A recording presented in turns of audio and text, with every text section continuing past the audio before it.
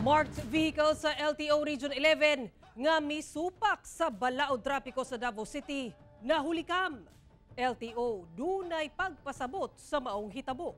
Dugang detalye sa report ni Kent Abrigana.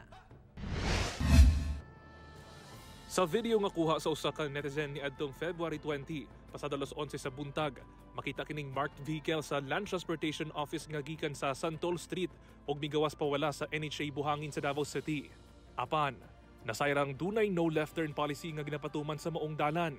Dihang mikatag sa social media, miani kini og nagkadiyang reaksyon sa mga netizen ug sa mga Davaoenyo.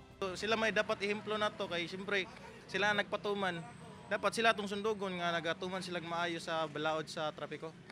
Lisod kayo kung sila mismo nga implementan na nga balaod, sila po'y musupak. So mahulog na wala na ngipon ang atong balaod. Dili sila mag una-una og violate sa mga motorista, sila example sa kuha. Dapat dili sila musupak kay sila may nagkuhan sa dalan. Mismo ang Land Transportation Office 11 ang may kumpirma nga patrol vehicle gayud sa LTO ang nakita sa video. Apang pasabot nila nga dunay rason sa ilang pagliko sa no left turn nga dalan.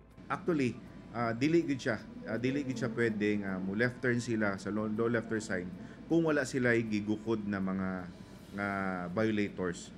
Gani sa pinakahuling update sa LTO, migawa sa ilang investigasyon nga aduna matud pa sila giapas nga traffic violator.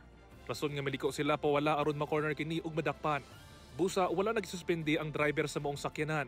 Apan pagpaklaro usab sa LTO nga walay exemption ang pagpatuman sa balaod trapiko. Wala exempted ani. Even me as the Regional Director of this institution, I always follow the rules and regulation with regards to 4136 and other special laws.